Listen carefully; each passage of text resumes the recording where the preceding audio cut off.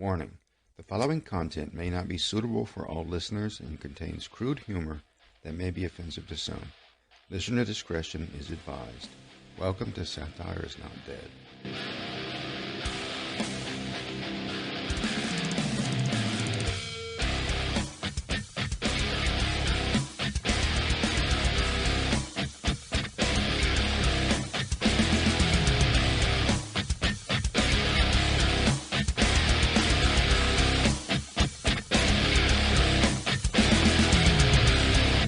Thank you for joining me. If you're new, and if you're not new, thank you for rejoining me. I was waiting for the perfect time to do my podcast, and apparently there is not a perfect time because in Louisiana it's basically fucking hot as hell, and so my air my air conditioner will be running in the background. And I even tried turning it off for a short time to record, and too hot. It's just too hot. And then my neighbor is cutting this friggin' grass right next to my office, so apologies. But I'll do the best I can with what I have. Now, God, excuse me. Since I've started putting together these little junky ass podcasts as a hobby, I've been joining several Facebook groups that are into podcasting, and anytime you have some kind of an interest, it's only natural you try to find like-minded people that you can kind of get information from. Apparently in this fucking country, or maybe it's the same in other parts of the world, there's these guys from other continents that try to scam you, and you know what, I'll get right to it. Saturday night there was a podcasting private group on Facebook I decided to join. So it was late. I joined it. I did send the request and pending approval and all that. And so I get up Sunday morning,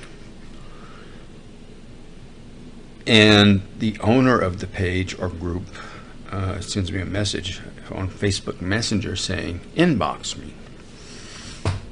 And so I'm like, can you fucking be more specific or something? So I went to his Facebook Messenger and said, "Good morning." 3 hours later, he says, "Good morning." So I'm like, to me, it's a red flag.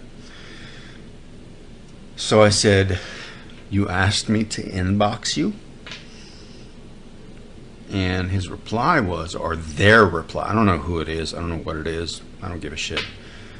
"Would you like to promote podcast?"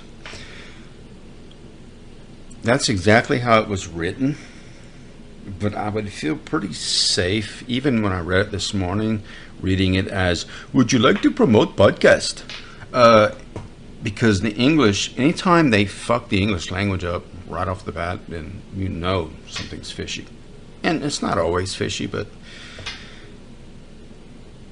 so I reply, "I'm just getting started. What's the cost?"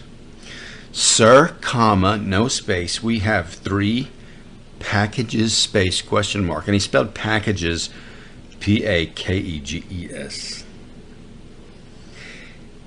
Then he replies, he intended to reply, "It's daily, $20, monthly, $100, and monthly, $300. Now, what he wrote was, when he wanted to write, "It's daily," DAILT. And every number he put the fucking $sign on the wrong end of the number. And then he sends me a follow-up reply, "Sorry, daily." He corrected himself because apparently he knows how to spell daily, but he doesn't know American fucking currency. So, and not to mention, these prices are retarded. $20 a day? What the no.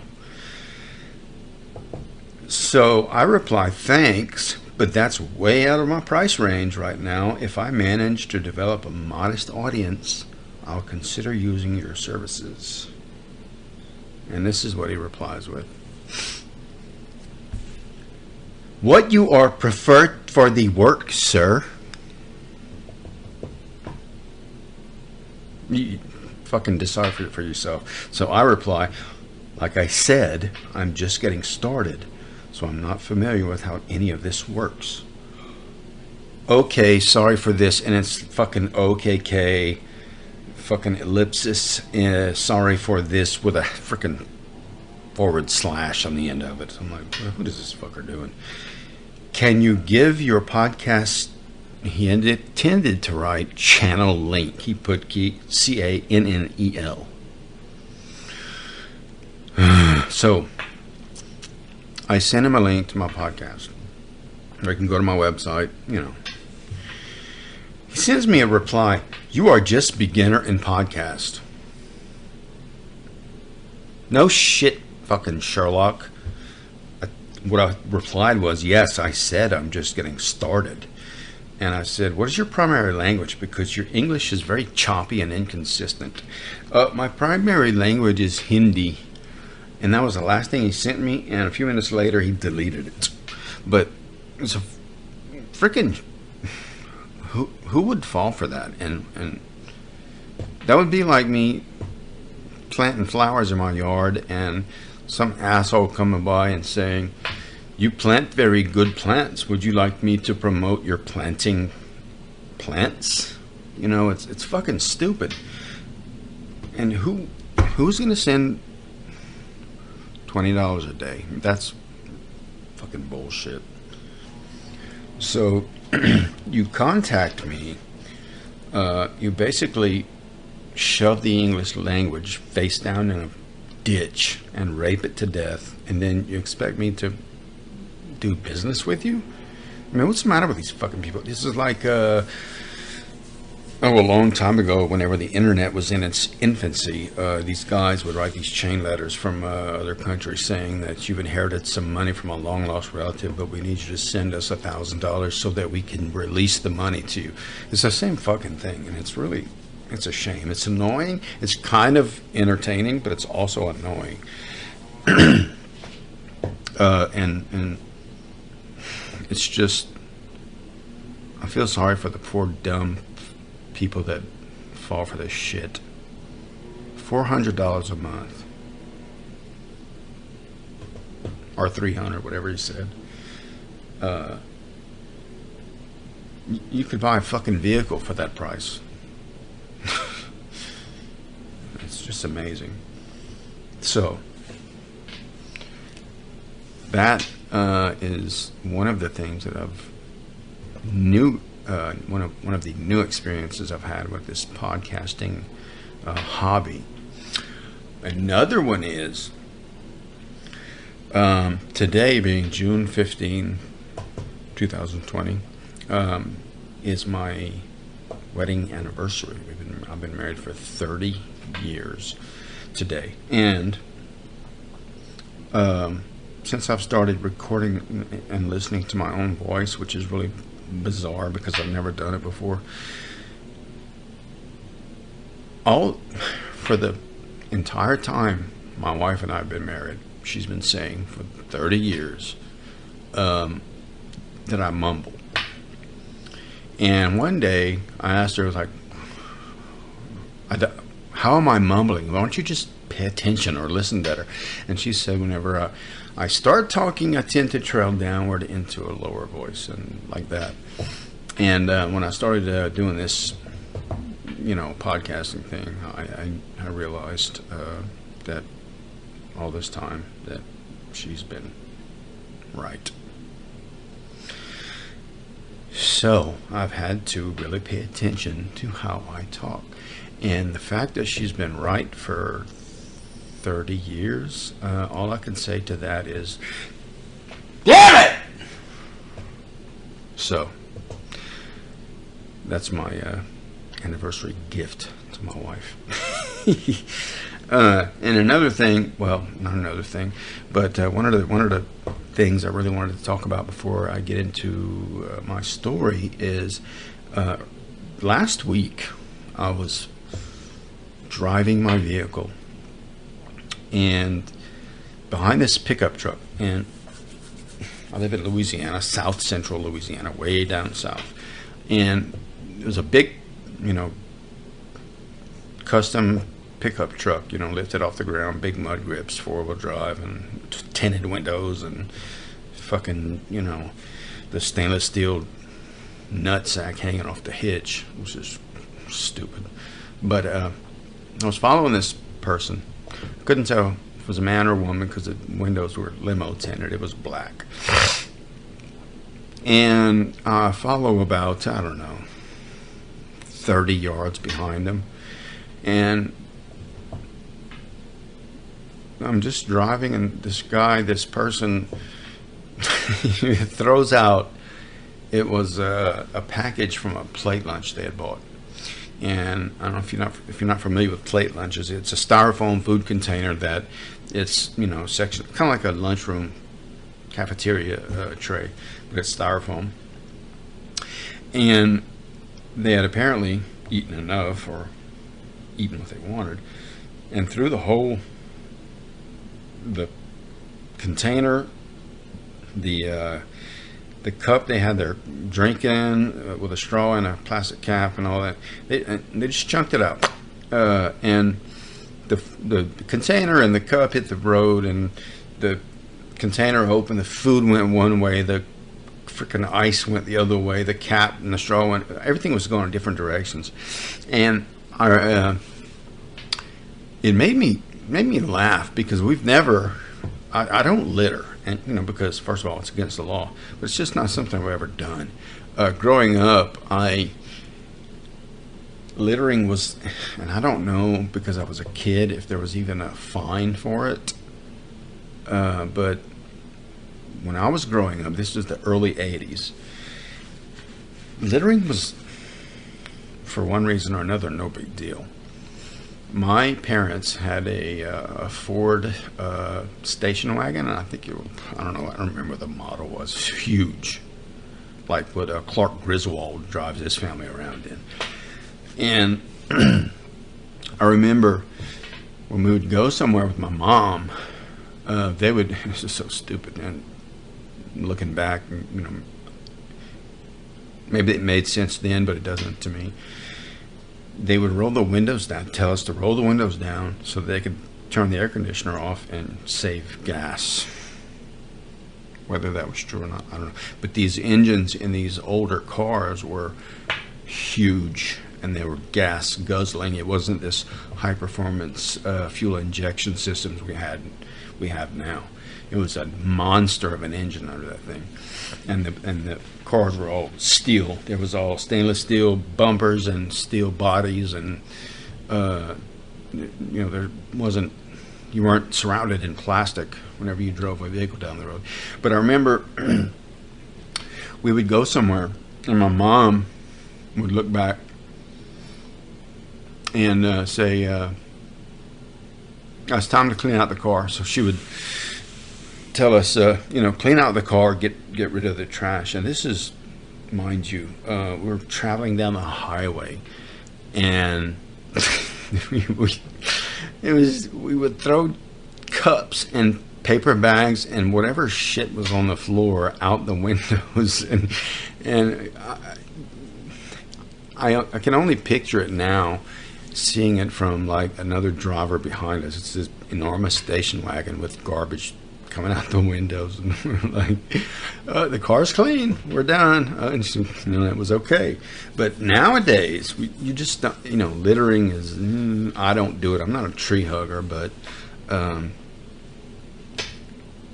some people just, it doesn't bother them. And this guy I was behind was apparently one of those.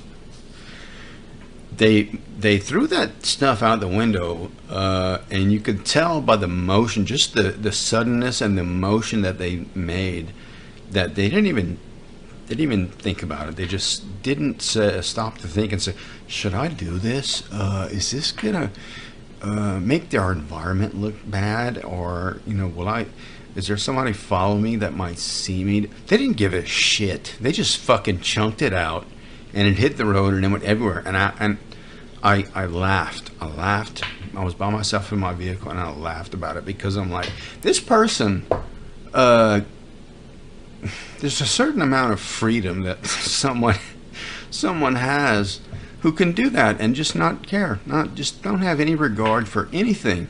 And yeah, it's not right, but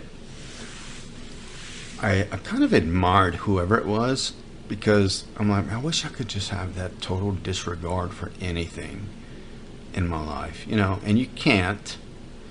But whoever it was, probably a young person, whenever I was in my 20s, we would do all kind of thoughtless bullshit, and that's probably what was the case. And they were like, well, I don't want this shit in my truck, so they just flipped it out the window, and they did the good old boy thing where they hung their arm out the window where you could see their elbow, and with the window down. Even though it was a new truck, they probably were smoking, but had the window down with his elbow sticking out.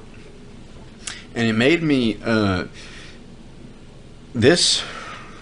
my point is, what I'm getting to is, this thing I saw happen brought back memories from my childhood. And I said childhood, but I was in high school. I grew up in an area, in a very rural area. Some people say we grew up in the country. It was a farming community, sparsely populated at the time. It was, anyway. And I lived on a dead-end road, and I grew up with this guy. We were friends from kindergarten until the day we graduated. So 13 years of, and we were within walking distance of each other. So we would hang out and bullshit, and just sometimes we would, when we got old enough, we would get some beer and go get together with some other friends and go camping and get fucking drunk. Even though this friend of mine never drank when we were in high school. He would just come with us and one day I asked him, I said, why do you even bother? He's like, just to watch all of you make asses of yourselves. So the memory that it brought back was this friend of mine. He was very conservative. He was white. I mean white, prim and proper, dressed nice all the time, very smart. He was in all the advanced programs in school. Never used profanity, which is kind of odd to me for a high school kid, but it just wasn't his nature. He didn't do it. And he would laugh at us whenever we would make ugly, off-color jokes and curse like sailors. And he never said, oh, please don't talk that way. He didn't have a problem with it. He just didn't do it himself. It's just not the kind of person he was. And we're in high school. He was an avid long-distance runner. And I was a weightlifter. I didn't like running. I'm not a runner. It never suited me. He liked it. We did it, 5 miles a day after high school, which is kind of, blew my mind, but whatever. And so one day he goes out running, and I'm in, I have a set of weights at my house. I do my own thing, and the next day, we had to ride the bus. We rode a school bus. It was like an hour and a half, maybe 2 hour bus ride, because we lived out so far in the boonies. And remember, this guy just didn't use profanity. He just didn't. It wasn't in him. And we'd get on the bus in the morning, and I mean, anybody who's going to school anywhere that has to ride the bus, you know how it is. You get on there, it's the same shit every day. There's these snot-nosed asshole booger kids, and the older guys sat in the back of the bus, which is kind of a prestigious thing, like, you know, we control the back of the bus, which is fucking stupid, but that's how it was. And you go to your seat, you sit in the same place every day, and you do the fucking same thing every day. And most of the time, I've always had insomnia when I was in high school, and I would literally, when I'd go to bed, our bedtime was what, I don't know, 8:30, 9 o'clock. I would literally stare at the ceiling until 2 a.m. before I started to get sleepy. So every day I was sleep deprived. No matter what I did, no matter how, you know, much energy I burned. And this was in the 80s when there was no, your parents didn't give you like sleep aid. The only sleep aid we had was them telling us to get the fuck in the room, and if you come out, I'm going to beat the shit out of you. Go to sleep. And that was our, you know, that was our encouragement to go to sleep. So you just stay in your room and mind your business. So I would get on the bus and sit next to this guy. And we were friends. He was a great guy, but he would tell the most fucking mundane little life stories that happened to him the day before, and it was stuff like you couldn't care less. I couldn't possibly care. And some mornings I was so tired, I just wanted to say, would you just not talk, please? Just stop. And there was this one morning, for example, you know, regarding his running, he tells me, hey man, I went on a run yesterday, and I was about a mile from the house. I was heading back home, and it was hot, and I was really tired, and I felt like I barely, you know, I couldn't hardly pick my feet up, and wanted to quit. And then this song came into my mind by Duran Duran called Hungry Like the Wolf, and it gave me a burst of adrenaline, and I was able to make it home on that. And I was just looking at him with contempt. I'm like, are you for fucking real? And across the aisle, I was sitting in the seat next to him, and across the aisle was one of our other friends who had his arms crossed on the back of the bus seat, you know, trying to sleep. And when this guy tells me this little fucking anecdote, one of our other friends picks his head up and is like, Jesus fucking Christ, man, nobody cares. Who gives a shit? At least put Iron Maiden or something in the story that promotes, you know, pushes you to fucking do better. And then he put his head back down and went back to sleep. But that was the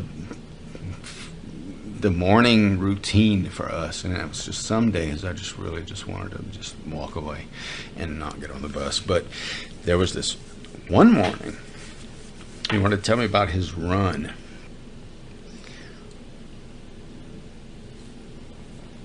And I get on the bus, and I'm going to reiterate, the guy doesn't use profanity. He doesn't swear. He doesn't curse. He doesn't, you know, very prim and proper guy.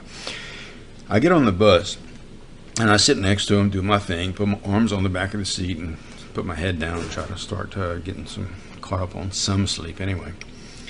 And what really caught my attention, he went straight, the first thing out of his mouth, he was straight up ghetto. He was like, let me tell you what the fuck happened to me yesterday. You know, some dumb motherfucker did to me. I'm out running, right? I'm running. I hear a car coming up behind me, and thinking, you know, no big deal. It happens all the time. They go around me, move over.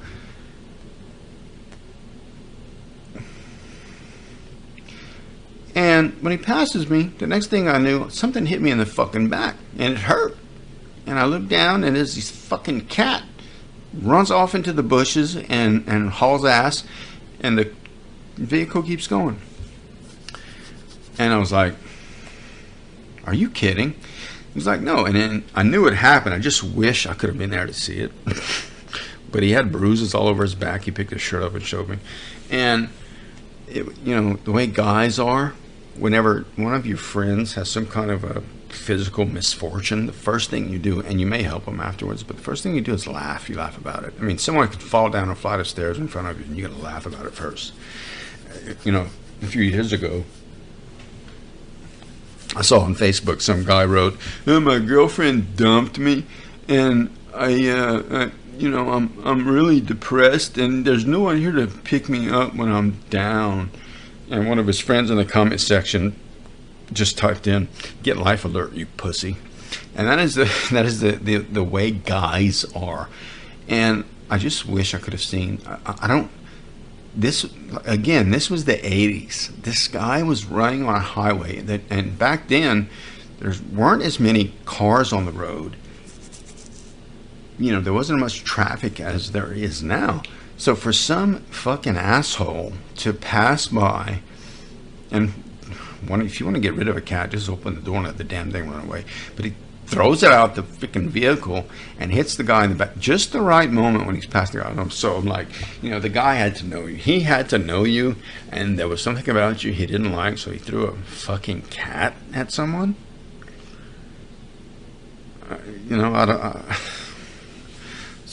But this friend of mine was just so fucking pissed. And I didn't say it, but I remember thinking when he told me this story, I'm glad that it didn't kill him, but not for reasons that, because I cared about him and we were friends. But I was thinking, it's so funny how much stuff can go through your mind in a short time. I was thinking, if for somehow that cat flung out a window killed him, we would, because we all knew each other. I mean, my circle of friends were all close. We knew each other for a long time. We would have been obligated to go to the funeral, and if we had gone to a funeral like for that reason, his family would have been there. They would have been, his mom, his aunts, all these people would have been crying and wiping their noses, and at the, and me and my friends all had the same, even this guy, dark sense of humor. We would have been standing around the gravesite, covering our faces, because we would have probably fucking been laughing because he got killed by by a cat that somebody threw out a window. And one of the other things is, for the rest of his, if it had happened, his parents, and the worst thing for any parent is to outlive one of their own children or any of their children. So for the rest of their lives, would have had to explain to people how they lost one of their children because someone threw a cat out of a car and it killed their child. And who the fuck would not be able to, who could hold back a laugh from that? It would be, what kind of person could hold back a laugh from that? Even if they didn't laugh outwardly, they would really be working hard to not laugh about it, because it would have been tragic.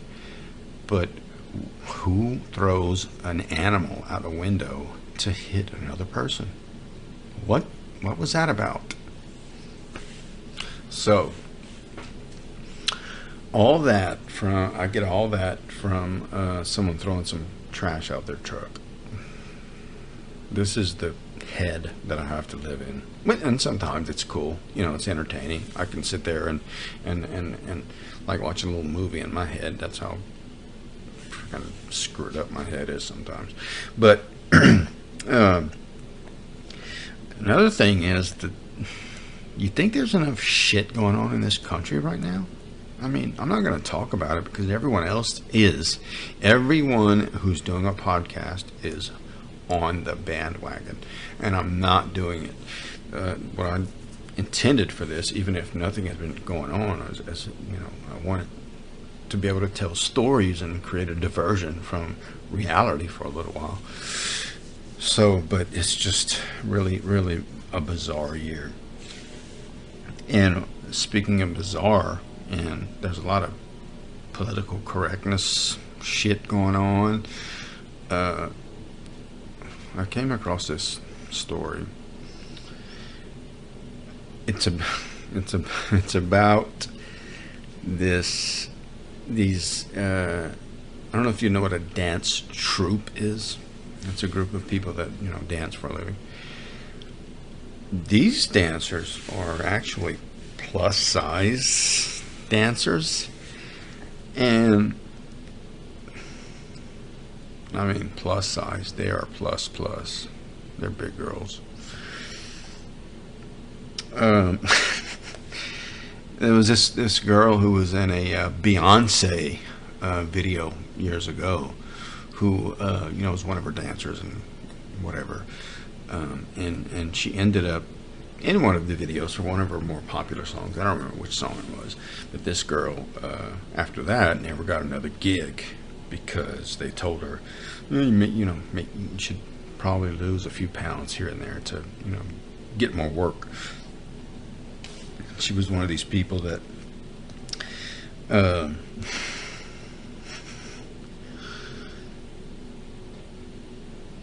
is comfortable with the way she is, and if some people are, that's fantastic, good, fine. But her fucking, she founded this dance company and called herself Big Tiff. And this article is about this dance group that goes and they travel around. They actually go to other countries and go on tours and stuff. And she was interviewed for an article. It's really ridiculous. And for the idea that she's okay with herself, she had this guy interviewed her. She had a T-shirt on that had 2 words printed on it: thick pack. They asked her about what motivated her to do, start the dance, and of course, people pay to have to go, dance with them, but then after they train with them, they go on tour and they get paid to go on tour and all this. And she said, if you put me on stage with music and lights, you're going to get a powerhouse performance. We eat, sleep, and breathe pretty big. And when I read that, I was thinking, sleeping and breathing pretty big, isn't that considered sleep apnea? And she said, we beautiful, vibrant dancers. And one of the things about the article is, when a band goes on tour, they always have roadies. And what the roadies do is they volunteer their time to help set up and tear down sets and all this. And this guy wrote, it's a team effort between dancers and their roadies, which just so happen to be union ironworkers who build the stage that the troupe dances on for each performance. And this is a quote from the ironworker foreman. We've had some tough assignments before, but this one takes a cake. As much as can be left around these gyrating broads, cake's pretty scarce. Each day we come to work, we keep our lunches locked in our trucks. He said one day we all lined up our lunch boxes along the wall of the auditorium we were working in, and come lunchtime it looked like a family of grizzly bears that ransacked the goddamn things. And when this reporter asked this foreman, this worker, why he chose to remain anonymous, he said, because this is fucking classic. Hey, there's no I in HERD. You need to remember that. And he said, I tell you what, the designer that created the fabric that these girls' outfits are made of should be given a Lifetime Achievement Award. I mean, do you realize the tensile strength that's required of pants that this group wears? When they're dancing, their asses look like 2 dogs fighting under a blanket. That's an impressive accomplishment.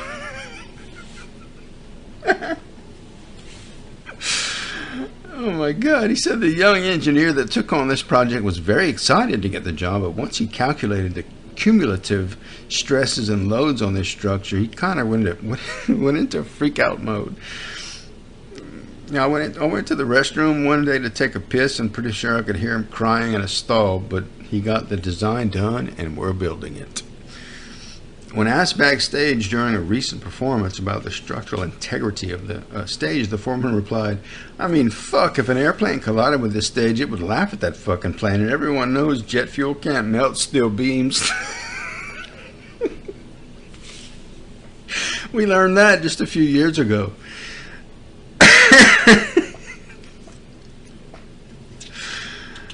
Oh my God. He says they perform in order of smallest to largest. Tiny is up first. They have a big finish, a very big finish. Ironically, the biggest girl has the longest dance routine. She gets to sweating like a whore on dollar night.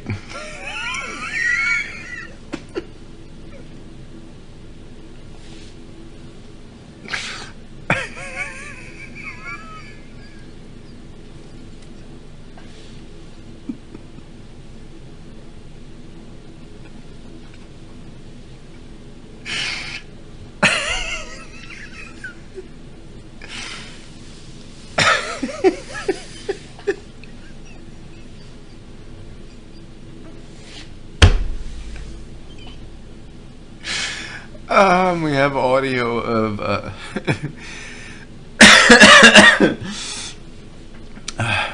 at the end of the performance, all the girls come out together and do a single synchronized dance routine. We have audio of that routine now.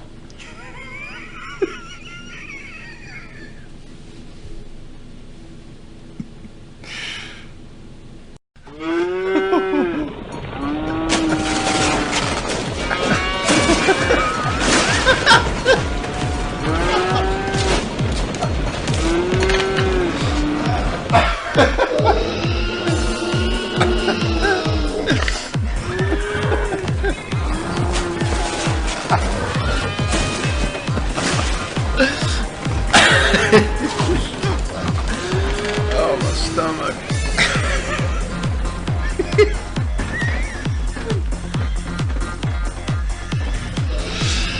Oh my God.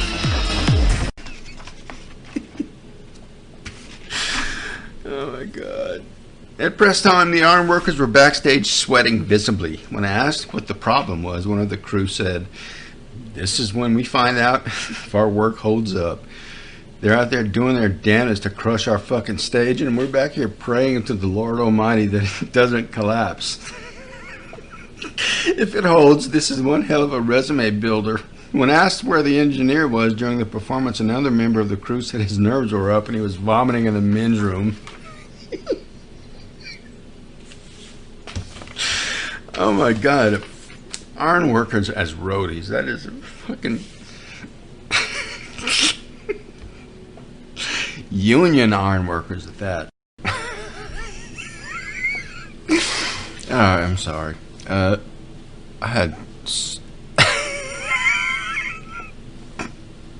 had so much fun recording this session. If you like what you hear, please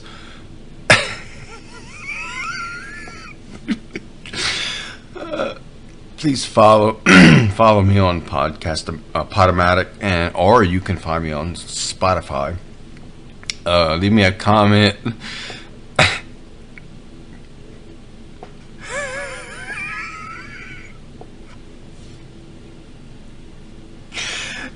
Please download and share my podcast and just spread the word, please. Let me know that you like what I'm doing, and I'll continue to make more programs. So have a great week.